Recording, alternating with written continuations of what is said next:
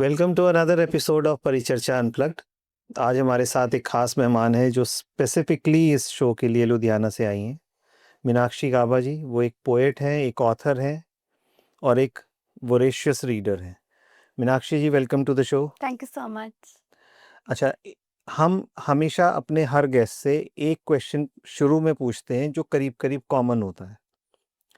Your journey as an author, आपने कब और कैसे अपनी पहली बुक सोचा, लिखा और eventually you became a published author? Your journey. Well since childhood मुझे बहुत शौक था, आई वाज़ वोरेशियस रीडर, मुझे बुक्स रीड करने का शौक था। इनफैक्ट उसके बाद मुझे कंज्यूमर्स को, मुझे ह्यूमन्स को जज करने का, उनको रीड करने का बहुत शौक था। मैंने अपनी ग्रेजुएशन भी इसी सब्जेक्ट्स पे की, लाइक कंज्यूमर बिहेवियर पे, उसी पे प्रोजेक्ट्स बनाए। 3 इयर्स मैंने इस पे वर्क किया। Then I thought for MBA, but MBA में क्या था ना कि हर किसी को मुकम्मल जहाँ नहीं मिलता। तो मेरी फर्स्ट काउंसलिंग मेरा नहीं सिलेक्शन हुआ, तो आई थॉट कि मुझे अब ये छोड़ना पड़ेगा। तो मैंने एमसीए को ऑप्ट किया, क्योंकि मेरे पास 2 ऑप्शन मुझे रखने ज़रूरी होते हैं, हर किसी को रखने पड़ते हैं। तो मैंने जैसे ही एमसीए में सिलेक्शन किया, मेरी सेकंड काउंसलिंग में मेरा एडमिशन हो गया। आई गॉट अ कॉल कि आपका एडमिशन हो चुका है, बट मुझे फिर उसको छोड़ना पड़ा। आई डोंट नो कि मुझे इस पे खुश होना चाहिए था या मुझे नाराज़ होना चाहिए था, क्योंकि मेरे फर्स्ट काउंसलिंग में नहीं हुआ था। मैंने उसको छोड़ दिया, तो मुझे लगा कि अब मेरा ये छूट गया है साथ। बट लकीली मैंने एमसीए कंप्लीट की, साथ ही मैंने एमबीए भी की इन एचआर, ह्यूमन रिसोर्स पे। तो ह्यूमन रिसोर्स से रिलेटेड जितने भी सब्जेक्ट्स थे, उस पे मैंने सारा काम किया। तो उस पे मैंने जॉब भी की, मैं एचआर मैनेजर रही हूँ, 6 इयर्स तक मैंने वर्किंग थी मैं। तो मुझे लगता था कि अब मेरी मैरिज हो रही है, तो मेरा फिर से मेरा पढ़ाई से साथ छूट जाएगा, और आफ्टर मैरिज हुआ भी। फिर एक दिन मुझे ऐसा लगा कि शायद मैं अपनी ना, जितनी भी एजुकेशन है, मेरे पेरेंट्स ने इतना मुझे पढ़ाया, मुझे इतना कुछ करवाया, तो सब कुछ छूट रहा है मेरे हाथ से। तो मुझे लगा कि मैं बुक्स को तो मैं रीड करती ही रहती थी, तो मुझे लगा कि जैसे बचपन में मैं ऐसे छोटे होते जब भी कुछ मेरा मन करता था, तो मैं उनको वर्ड्स में, अपना राइटिंग में लिखना स्टार्ट कर देती हूँ। तो मुझे लगा कि मैं एज़ एन ऑथर ये चीज़ें स्टार्ट करूँ। तो जैसे-जैसे आफ्टर मैरिज क्या, हर मोमेंट पे आपकी लाइफ में बहुत से इमोशंस होते हैं, बहुत सी फीलिंग्स आती हैं। तो आप उन इमोशंस को अगर पेपर पे उतारना चाहते हो, तो आप उतार सकते हो। और मुझे शौक था, मैं डायरी में भी लिखती थी, बहुत शौक था मुझे। तो मुझे लगा एज़ ए प्रोफ़ेशन इसको स्टार्ट करना चाहिए। तो मैंने पहले 2 एंथोलॉजीज़ में, मिस्टर विक्रम खेतान सर हैं, जो उनके एंथोलॉजीज़ में पहले, जो हमारे ग्रुप में है, हाँ, यस, मेरे यस, ख्याल से यस। वो लॉन्च भी हुई थी इस चीज़। राइट। तो उनकी एंथोलॉजीज़ में मैंने 2 बुक अपनी स्टोरीज़, उसमें सबसे पहले वहीं से स्टार्ट की थी। मेरी वो तो जर्नी थ्रिलर ही और वहीं हॉरर पे थी। स्टार्ट हुई। यस। थ्रिलर और हॉरर थी वो। एग्ज़ैक्टली। तो वो दोनों स्टोरीज़ पे किया। फिर मुझे लगा कि जैसे मुझे जितनी नॉलेज है, क्योंकि आई वाज़ ब्रिलियंट स्टूडेंट, तो मुझे लगता था कि मेरे सारे जो जितनी भी नॉलेज है, सारे नोट्स हैं, सब उसके लिए सब बहुत डिमांड में थे। तो मुझे लगा कि अब थोड़ा-सा एजुकेशनल पे भी जाना चाहिए। फिर मुझे लगा कि मुझे कंज़्यूमर बिहेवियर ही ऑप्ट करना चाहिए, क्योंकि मेरा जितना शौक था ह्यूमन बिहेवियर के लिए, तो this is the same thing कि consumer and human is the same thing, बस आपका एक क्राइटेरिया चेंज हो जाता है। तो उस पे मैंने फिर लिखना स्टार्ट किया, एंड लकीली आप मिले, आपने मुझे थोड़ा-सा गाइड भी किया, तो उस गाइडेंस से मैंने उस पे काम भी किया, and and I am lucky कि मैं उस चीज़ को, उसके लिए सक्सेसफुल भी हो चुकी, उसके लिए काम भी हुआ मेरा, और फाइनली मैंने वो काम किया जो मैं चाहती थी। अब मेरा मन करता है कि हाँ, मैं आगे भी लिखूँ। अब आप ये भी पूछोगे कि मैं इसको कंटिन्यू करूँ या नहीं करूँगी, लेकिन नहीं, कल तो आपकी एक और एंथोलॉजी लॉन्च हो ही रही है, जिसके वो लिए आप स्टोरी, लुधियाना से आए हैं। वो योगा की है, क्योंकि मैंने सेकंड जो टॉपिक था, वो मैंने दोबारा से एजुकेशनल का नहीं अभी किया। मुझे ऐसा लगता है कि प्रैक्टिकली अगर मैं बात करूँ, तो मेरे किड्स के लिए मैं एक ऐसे ऑथर को सिलेक्ट करूँगी उनकी बुक्स के लिए, जो थोड़े रिनाउंड होंगे, एंड अभी मैं उस लेवल पे, उस स्टेज पे नहीं आई हूँ। तो स्टोरीज़ के लिए मैंने इसीलिए अभी ऑप्ट किया है कि मैं स्टोरीज़ पे ही भी वर्क करूँगी। जो मेरी फर्स्ट बुक है consumer behaviour, and with God grace ये अभी भी अच्छी जा रही है, और आगे भी मुझे लगता है कि जाए, और बाकी मैं एक बार अपना नाम बनाऊँ उस लेवल का कि हाँ, मैं एक रिनाउंड ऑथर हूँ, फिर मैं एजुकेशनल उस पे जाऊँगी। पर अभी मैं स्टोरीज़ वाले ही लेवल पे काम करूँगी और स्टोरीज़ ही लिखूँगी। तो मेरा मेन जो मोटो है भी कि मैं अपना वर्क करूँ इस पे। कल जो बुक आप कह रहे हैं लॉन्च होनी है, जिसमें हमने लिखा है, तो आपकी एंथोलॉजी है लाइक, तो उसमें हम काम कर रहे हैं। तो आई होप कि वो भी सबको पसंद आए, फिर हम कुछ और सोचेंगे। आपकी जो शॉर्ट स्टोरीज होती हैं नॉर्मली, उनके कैरेक्टर्स आप कैसे डिफाइन करते हैं? आपके आसपास जो लोग हैं उनको देख के आप प्रेरित होते हैं, उनको डिज़ाइन जैसे आता है ना, भी हमने कोई स्टोरी लिखी तो हम किसी से मिले थे, वो हमारे सबकॉन्शियस माइंड में है, तो वो कैरेक्टर हमने इंट्रोड्यूस कर लिया, चाहे सेम नाम से किया या नाम चेंज करके कर दिया, या टोटली इमेजिनेटिव कैरेक्टर्स होते हैं? बोथ। समटाइम्स इमेजिनेटरी होते हैं, समटाइम्स जो इंसिडेंट्स हमारे आसपास हो रहे हैं वो आपके हमारे सबके माइंड में रहते हैं। तो मुझे भी ऐसा लगता है कि जब मेरे साथ कोई भी ऐसा इवेंट होता है जो मुझे बहुत टच करता है, मोटिवेशनल होते हैं, इंस्पायरिंग होते हैं, तो मैं उसको जब मुझे फील होता है कि अब मुझे बहुत अच्छा लग रहा है या हो सकता है मुझे बहुत बुरा लग रहा है, तो किसी भी इवेंट को, किसी भी आपके इंसिडेंट को हम मतलब मैं क्या करती हूँ, उसको पेपर पे उसी टाइम उतारती हूँ। मुझे लगता है कि ये चीज़ ज़्यादा अच्छी लगी, क्योंकि एक हाँ, उसमें सच्चाई होती है, कुछ इमेजिनरी भी होते हैं। ऐसा नहीं है कि सिर्फ़ हम एक ही टाइप के करते हैं। मतलब मुझे लगता है कि एक ही चीज़ को पकड़ के नहीं चलना चाहिए, जिसमें मोटिवेशनल भी होनी चाहिए, इंस्पिरेशन टाइप आपको होनी चाहिए। आप मुझे हॉरर स्टोरीज़ शुरू से देखना बहुत अच्छा लगता है, तो मुझे लगता है कि थोड़ा-सा हॉरर, थ्रिल ये सब भी होना चाहिए। तो मेरी जो स्टोरीज़ होती हैं वो एक मिक्सचर होती हैं, एक पर्टिकुलर नहीं होती कि मुझे एक ही चीज़ पे लिखना है, या मैं सोचती हूँ कि मुझे एक ही टाइप का करना है। मुझे लगता है कि हाँ, हर तरह का होना चाहिए और वैरायटी होनी चाहिए, पढ़ने वाले को भी मज़ा आना चाहिए।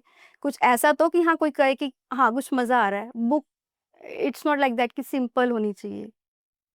विक्रम जी के साथ काम करके कैसा लगा एंथोलॉजी में? बहुत अच्छा लगा। It was very good experience, बहुत ही अच्छा क्योंकि एक्सपीरियंस। हॉरर मैंने भी उस बुक में पहली यू बार आर देयर। लिखा था और आपने भी पहली बार लिखा था। Exactly, exactly. तो पहली बार विक्रम जी के साथ हॉरर लिखने में कैसा एक्सपीरियंस था? बहुत अच्छा था, क्योंकि जो हॉरर स्टोरीज़ हमने जितने भी ऑथर्स थे, बहुत अच्छी थी सबकी स्टोरीज़, और एक्सपीरियंस तो बहुत ही अच्छा था, क्योंकि हमने सबने मिलके काम किया था। इनफैक्ट लास्ट टाइम जब मैं मेरठ आई थी, आई विज़िटेड मेरठ, तो वहाँ पे हम सबसे मिले, और उनका जो अटेंड करने का बात करने का वे है, वो बहुत अच्छा था। ऐसा लगा ही नहीं कि मैं उनसे फर्स्ट टाइम मिल रही हूँ। इनफैक्ट आई कैन से कि एक तरह से वो बेस थे, जहाँ से मैंने अपना करियर स्टार्ट किया। तो मेरी जो फर्स्ट उनको जाती है वो विक्रम सर ही हैं, क्योंकि उनकी एंथोलॉजी में मैंने स्टार्ट किया था। तो अच्छा, बहुत अच्छा था इनफैक्ट। आपकी शायद एक शॉर्ट स्टोरीज का कलेक्शन और इन प्रोसेस है, कुछ एग्ज़ैक्टली। स्टोरीज तो मेरे पास आ भी गई हैं, राइट, राइट, राइट। हिंदी में है क्योंकि हिंदी बाकी में। तो इंग्लिश में थी। तो एक तो बेसिकली इस क्वेश्चन के दो पार्ट्स हैं। हुँ, हुँ, हुँ। एक तो आपकी जो बुक आ रही है उसके बारे में, हुँ, हुँ। स्टोरीज ऑब्वियसली आप स्पॉयलर्स नहीं देंगे, मगर एक जनरल के किस थीम पे आप लेके चल रहे हैं। हुँ, हुँ। दूसरा, इतनी सारी बुक्स इंग्लिश में लिखने के बाद हिंदी में ही क्यों सोचा लिखने का? Actually I lived in Ludhiana, you know very well. Ludhiana में समहाउ, या जो मेरे जितनी सराउंडिंग्स हैं, उसमें सब इतने एडुकेटेड नहीं हैं, जो वहाँ का जो क्राउड है, उनको वो प्रेफ़र करते हैं कि इंग्लिश ना हो। वो कहते हैं ना कि हमारी मातृभाषा हिंदी है। पंजाबी वो सब जानते हैं और हिंदी भी जानते हैं। तो उनकी जो क्यूरियोसिटी होती है ना, वो होती है थोड़ा हिंदी पे। तो मुझे लगता है कि मुझे अपने, जैसे वो कहते हैं ना, कंज़्यूमर्स को देखना है, तो मेरा जो टॉपिक भी वही है, कंज़्यूमर बिहेवियर। तो मुझे अपने कंज़्यूमर्स को ध्यान में रख के सब कुछ करना पड़ेगा ना, कि कैसा वो चाहते हैं, किस लेवल का वो चाहते हैं। तो मेरे इवन अगर आप कंज़्यूमर कोर्ट पे भी जाएँगे, तो उसमें भी यही है कि क्या करना है, कैसा वो चाहता है हमारा क्लाइंट। यूजुअली हम देखते हैं क्या, कब, कैसे। तो this is the same thing, कि मुझे लगा कि मुझे फ़ोकस किस पे करना चाहिए, जो कंज़्यूमर चाहता है, जो ऑडियंस पढ़ना चाहते हैं, जो सुनना चाहते हैं। तो इसीलिए मैंने अब हिंदी ऑप्ट किया, कि हो सकता है कुछ लोग नहीं पढ़ सकते, तो हिंदी के लिए भी डिमांड बहुत आई थी, तो आई थॉट कि मुझे इस पे भी करना चाहिए काम। जो अब आपकी नई बुक आ रही है उसको, उसके बारे में कुछ बताइए। जो अब न्यू बुक जो लॉन्च हो रही है, आप उसके बारे में पूछ रहे हैं? नहीं, जो स्टोरीज आपने। स्टोरीज़ बुक हैं, उसमें वो हिंदी स्टोरीज़ हैं, लाइक मैंने बताया, बट वो तो तभी रिवील करूँगी जब सामने आएगा, क्योंकि थोड़ा-सा सस्पेंस भी रहना हॉरर चाहिए। नहीं है? नहीं, हॉरर नहीं है, उसमें मोटिवेशनल भी हैं, उसमें रियल लाइफ बेस्ड भी है। कुछ इंसिडेंट्स ऐसे हैं जो हमारी सराउंडिंग्स में हुए हैं, जो एक्चुअल में हुए हैं, और मुझे लगा कि वो अच्छा नहीं हुआ, जो नहीं होना चाहिए था। तो मुझे लगा कि कुछ उसको सुधारने के लिए मुझे अपनी फीलिंग्स को उतारना चाहिए, कि थोड़ा-सा हम ना अपने नियर बाय जो भी देखते हैं, तो हमें उसको उस पे रिएक्ट करना चाहिए। अगर हम चुपचाप रहेंगे तो हमारे होने ना होने से किसी को फ़र्क नहीं पड़ेगा। इस दुनिया में आए हैं तो कुछ ऐसा तो करके जाएँ ना कि दुनिया भी याद रखे। तो वो सब उस पे बेस्ड है। अब मैं एग्ज़ैक्ट तो नहीं बताऊँगी, थोड़ा-सा सस्पेंस रखूँगी। जब आएगी तो डेफ़िनेटली सब पढ़ेंगे। आई होप कि सबको अच्छी लगेगी। आपकी जैसे अगली बुक शॉर्ट स्टोरीज़ है, हुँ। आपने विक्रम जी के साथ भी एंथोलॉजीज़ की थी हुँ, हुँ, हुँ। और एक आपका एजुकेशनल है। हुँ, हुँ। नॉवेल लिखने का कभी सोचा है? सोचा है, बट इसके लिए थोड़ा मुझे ज़्यादा टाइम चाहिए क्योंकि नॉवल के लिए ना आपको कंटिन्यूटी चाहिए होती है। आपको एक टाइम चाहिए and to be very true I am in joint family तो मुझे इतना इतना स्पेयर टाइम नहीं मिल पाता। आई टोल्ड यू कि जो यूजुअली मेरे साथ में जो इंसिडेंट्स होते हैं, नियर बाय सराउंडिंग्स में जो भी बातें होती हैं, तो मैं उसको पेपर्स पे उतारती हूँ। इट्स नॉट दैट कि मैंने सोचा है कि मुझे ऐसा लिखना है। मुझे जो फ़ील होता है उस पे लिखती हूँ और नॉवल लिखने के लिए आपको पूरा माइंडसेट रखना पड़ता है कि हमने ये टॉपिक सिलेक्ट किया है और हमने इस टॉपिक के रिगार्डिंग पूरा एंड तक वो जाना चाहिए ना और नॉवल छोटा तो नहीं होगा। तो मुझे थोड़ा स्पेयर टाइम चाहिए and very soon it will come. धीरे-धीरे सब पे काम करेंगे। ओके। आपने जैसे लुधियाना का बताया कि लुधियाना में नॉर्मली हम उसको हिंदी बेल्ट बोल सकते हैं। राइट। यूपी भी काफ़ी हद तक हिंदी हुँ, बेल्ट हुँ, है। हुँ, हुँ। हिंदी का जो लिटरेचर इस समय प्रेवलेंट है और एक इंग्लिश का लिटरेचर प्रेवलेंट है। तो जो इंग्लिश का लिटरेचर प्रेवलेंट है उसके बारे में लोग ज़्यादा एंथुसियास्टिक होते हैं, ज़्यादा बात करते हैं या आप ये मान लीजिए कि उसको ज़्यादा स्टैंडर्ड का माना जाता है। आपके हिसाब से ऐसा क्यों है? नहीं, ऐसा मैं नहीं कह सकती कि ऐसा है, क्योंकि क्या होता है ना कि हम सिर्फ़ एक हमने पर्सन को नहीं देखना, हमने एक तरह की क्राउड को नहीं देखना है। आप ये कह सकते हो हाँ, इंटरनेशनल लेवल पे English will work of course. कुछ लोगों की सोच है इट्स ऑल अप टू आपकी थॉट्स आपकी सोच के ऊपर आपके ओपिनियंस पे है। ऐसा नहीं है कि वो स्टैंडर्ड है। देखो ये हमारी मातृभाषा है, हमें इसको भी नहीं भूलना चाहिए। इसको हम भूल जाएँगे तो फिर हम कहाँ ही जाएँगे। तो मुझे लगता है इस पे काम करना ज़रूरी है। इट्स नॉट कि स्टैंडर्ड से मैच नहीं करता। नहीं, नहीं, नहीं, नहीं, हिंदी तो बहुत स्टैंडर्ड की लैंग्वेज है। सब समझते हैं। और आजकल जो नई हिंदी के नाम से बुक्स आती हैं क्योंकि एक तो बुक्स होती हैं जो प्रेमचंद के टाइम पे लिखी जाती थी, राइट, है ना? राइट। एक वो होती हैं जो आचार्य चतुर्सेन टाइप की थी, चंद्रकांता वगैरह आपने सीरियल भी देखा होगा। Yes, yes. वो थोड़ी-सी क्लिष्ट हिंदी है। हुँ, हुँ। और एक आजकल है जो लोकेश गुलियानी या राइट, राइट, इस राइट। टाइप के ऑथर्स लिख रहे हैं। इसको वो नई हिंदी बोलते हैं। नई हिंदी का मतलब उसमें इंग्लिश के वर्ड्स भी होंगे। ईज़ी टू अंडरस्टैंड हाँ, होगी, सबके लिए होगी। तो हिंदी को जो ये नई हिंदी में कन्वर्ट किया है अब, हुँ, हुँ। तो आपके हिसाब से क्या वो जस्टिफाइड है मातृभाषा के साथ? एक्चुअली अगर मैं मातृभाषा की बात करूँ तो वो जस्टिफाइड नहीं है but again the thing is कि हमें ये देखना है कि सामने वाला समझे। हम ये तो वही बात हुई ना कि हमने एक बुक लिख दी, सामने वाले ने जैसे क्वेश्चन है, क्वेश्चन को रट्टा मारा और सुना दिया। समझ कुछ नहीं आया, वो चीज़ तो फिर वर्क नहीं करेगी। लेकिन अगर हम एक चीज़ को समझ के कर रहे हैं और सामने वाले को लग रहा है कि हाँ, हम समझ रहे हैं, कह रहे हैं, तो फिर वो उसका मज़ा ये लगा आता है। नो डाउट कि आप ये बात कह सकते हो जस्टिफिकेशन की बात, बट यहाँ पे जस्टिफिकेशन की बात नहीं कर सकते हम। हमें ये भी देखना है कि सामने वाला समझे और उसको अपने नज़रिए पे लेके जाए। जैसे कि मैं कह रही हूँ कि मेरी जो स्टोरीज़ हैं, वो हमारे आस-पास हुए इंसिडेंट्स पे बेस्ड है। तो अगर मैं लिख दूँ, प्योर हिंदी लिख दूँ, जिसे कहते हैं पुराने टाइप्स की हिंदी, तो अगर मैं वो लिखती हूँ और किसी को समझ ही ना आए, तो मेरी इतनी मेहनत का फ़ायदा ही क्या? कोई पढ़ेगा ही नहीं, क्या बोरिंग टाइप का ऐसा सोच के ना छोड़ देगा, तो वो मैं नहीं चाहती। इनफैक्ट मेरे ख़्याल से और ऑथर्स जो सोच रहे हैं नई हिंदी का, वो भी यही सोचते होंगे। एक लेवल पे आके सबकी सोच सेम हो जाती है क्योंकि हम ऑथर्स हैं। अपार्ट फ्रॉम राइटिंग हुँ, हुँ। आपकी और हॉबीज़ क्या-क्या हैं? मेरी हॉबीज़ सिंगिंग, डांसिंग, मतलब बहुत एक पैशनेट हूँ इस चीज़ के लिए मैं।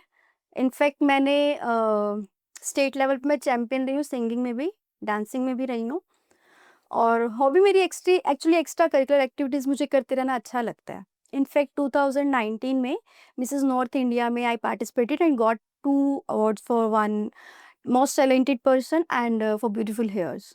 तो ये चीज़ें मैं करती रहती हूँ, मुझे लगता है कि लाइफ़ को थोड़ा-सा एन्जॉय करना चाहिए, घसीटना नहीं चाहिए, जीना चाहिए। तो मैं ये सब करती रहती हूँ। कुकिंग भी करती हूँ, ऐसा नहीं है, कुकिंग तो बहुत करती हूँ, कहीं आप सोचो कि घर पे क्या खिलाती होगी ये?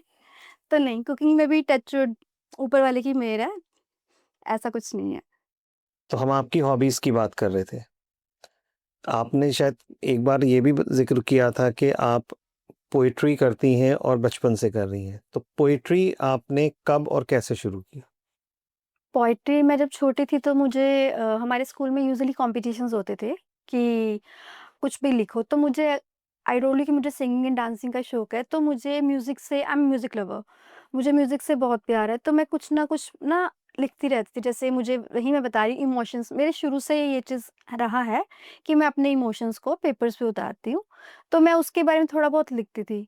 Maybe this is a hereditary क्योंकि मेरे पापा बहुत अच्छी पोएट्री करते थे, मेरे पापा राइटिंग बहुत अच्छी करते थे, स्टोरी राइटिंग्स, तो मेबी दिस इज़ हेरिडिटरी। तो मैं उस चीज़ को जो-जो मुझे समझ आता था लाइक मुझे कुछ दिख रहा है, मैं बहुत खुश हूँ आज, तो मैंने उसके ऊपर कुछ लिख दिया। आई एम सैड, तो मैंने कुछ लिख दिया। तो ये मेरा बचपन से शौक रहा है। बीच में आई टोल्ड यू कि जैसे थोड़ा बिज़ी शेड्यूल हो गया, तो सब कुछ निकल जाता है। जैसे I told you I was HR manager, तो मैंने वहाँ वर्क किया, तो हमारा इतना बिज़ी शेड्यूल है, वहाँ पोएट्री के लिए टाइम ही नहीं निकलता। फिर उसके बाद फिर अब थोड़ा बहुत लिखना स्टार्ट किया है, बट अभी बहुत ज़्यादा नहीं लिखा, बट लिखना स्टार्ट किया है। ये मेरा शौक रहा था। मुझे इनफैक्ट लिखना ये सब पोएट्री लिखना, ये सब शौक में ही था मेरे, बट अब उस चीज़ को मैं प्रैक्टिकली अपने एज़ अ प्रोफ़ेशन समझ रही हूँ, जिसको मैं ऑप्ट मैंने किया और मैं अब कर रही हूँ। पहले शौक ही था सिर्फ़। आप जैसे एक एविड रीडर हैं, हुँ, हुँ। तो नेचुरली कोई फ़ेवरेट ऑथर भी होंगे, है ना? मिस्टर संदीप सिन्हा हैं। हमारे ही ऑथर हैं। जी, उनकी मुझे बहुत अच्छी लगती हैं स्टोरीज़। विक्रम खेतान सर हैं।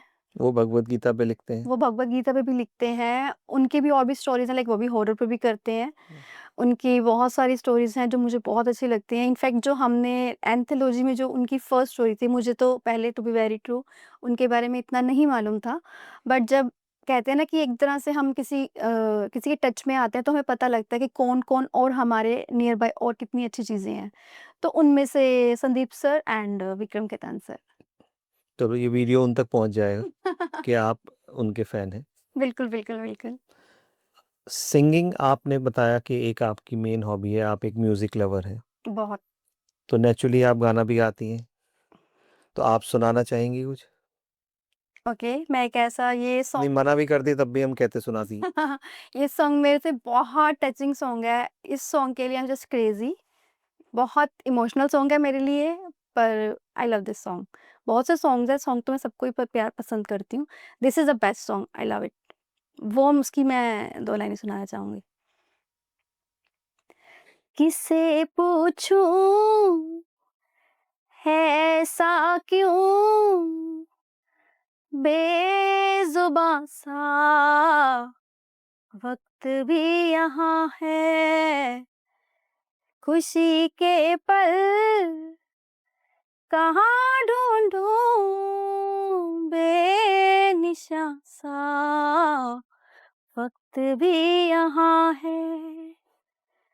जाने कितने लबों पे गिले हैं, ज़िंदगी से कई फासले हैं, पसीजते हैं सपने क्यों आँखों में, लकीरें जब छूटे इन हाथों से यूं बेवजह, जो भेजी थी दुआ वो जाके आसमां से यूं टकरा गई के आ गई है लौट के सदा, जो भेजी थी दुआ वो जाके आसमां से यूं टकरा गई के आ गई है लौट के सदा। सांसों ने कहा रुख मोड़ लिया, कोई जाए नजर भी ना आए, धड़कन ने कहा दिल छोड़ दिया, कहाँ छोड़े इन जिस्मों के साए, यही बार बार सोचता हूँ तन्हा मैं यहाँ, मेरे साथ साथ चल रहा है यादों का धुआं, जो भेजी थी दुआ वो जाके आसमां से यूं टकरा गई के आ गई है लौट के सदा, जो भेजी थी दुआ वो जाके आसमां से यूं टकरा गई के आ गई है लौट के सदा। Great, this was really good. Thank you. Playback singing के बारे में सोचा कभी? अब सोच लीजिएगा। सोचा बट प्लेटफॉर्म नहीं मिला। अच्छा चलो, इसके बारे में तो आप बाद में कहते बात तो करें। सोच लेते हैं। हाँ, दोबारा सोच लीजिए, प्लेटफॉर्म जब मिलना होता है मिल ही जाता है। बिल्कुल बिल्कुल। आप इतनी सारी चीज़ों में काम करते हैं, आप पोएट भी हैं, आपने लिखा भी है, आपकी 2 एंथोलॉजीज आई थी, तीसरी का लॉन्च हो रही है और एक सोलो बुक है। राइट। किसको आप ये मानते हैं कि एक मेजर सपोर्ट है इस अकम्प्लिशमेंट के पीछे? हम अपनी लाइफ में कुछ भी करते हैं और अगर सक्सेसफुल होते हैं तो उसमें सबसे बड़ा रोल हमारी फैमिली का होता है।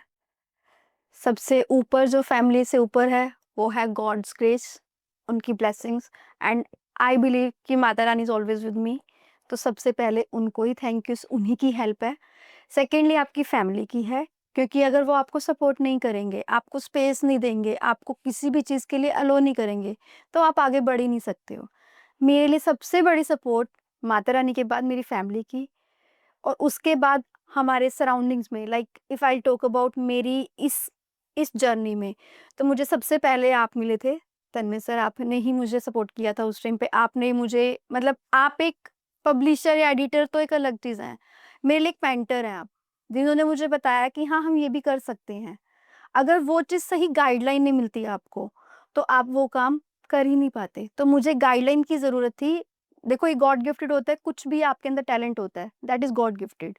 मल्टीटास्कर होना कोई बहुत बड़ी डील नहीं है, लेकिन जब तक आपको एक अच्छा गुरु, एक अच्छी गाइडलाइन नहीं मिलती, तो वो चीज़ आपको, कुछ भी आपके लिए काम नहीं करती है। और मुझे आपकी गाइडलाइन मिली। मुझे उसके बाद विक्रम सर से आपने ही मिलवाया था। विक्रम सर की एंथोलॉजी में मैंने वर्क किया। तो भगवान के बाद, फैमिली के बाद मुझे आप दोनों की सपोर्ट मिली। आपने मुझे बहुत अच्छा गाइड किया, विक्रम सर ने किया, और फिर मुझे एक उस प्लेटफ़ॉर्म पे आप लेके आए जहाँ मैं काम कर पाऊँ, क्योंकि वो भी बहुत ज़रूरी है। तो सबसे ज़्यादा मुझे सपोर्ट इन सब की है। जो नए बच्चे अब आ रहे हैं इस पीढ़ी में, आजकल आप देखेंगे तो यूथ ज़्यादा लिख रहा है बुक्स, राइट, दोबारा से। राइट। शायद कोविड के बाद हुँ, हुँ, हुँ, हुँ। यूथ ने पढ़ना भी ज़्यादा शुरू किया, लिखना भी ज़्यादा शुरू किया। तो जो यूथ अब शुरू कर रहे हैं अपनी ऑथर जर्नी हुँ, हुँ। एज ए पब्लिश्ड ऑथर, क्योंकि हम मान के चलते हैं अब आज जो है आपकी 4 किताबें तो आ ही चुकी हैं। राइट। आपका piece of advice to the authors, young budding authors? अगर आपको ऑथर लाइन में जाना है, व्हाट आई फील लाइक, कि आपको पहले एक रीडर बनना होगा, एक अच्छा रीडर बनना होगा। First you need to read. कुछ भी नई चीज़ें आप रीड करते हो तभी आपके दिमाग में अच्छे पॉइंट्स आते हैं। You need to be good reader. Voracious reader तो नहीं कहूँगी full, but you need to be good reader. Reader के साथ साथ आपको अपनी जितने भी ओपिनियंस हैं उसके बारे में आपको उनको उतारना आना चाहिए। वो भी आपको एक अच्छे गुरु की ज़रूरत है। तो go for reading, go for practice. Practice makes a man perfect. जब आप प्रैक्टिस करते रहोगे एक अच्छी चीज़ के लिए, एक अच्छी दिशा में, तो आप सक्सेसफुल हो गई होगे।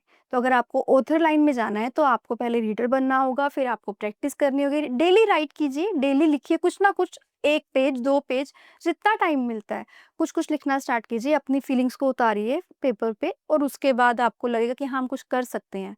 तो ऑटोमेटिकली आपके अंदर एक ऑथर वाली फीलिंग आएगी। तो आई गेस ये काम तो ज़रूर करना चाहिए, practice and reading how much you can.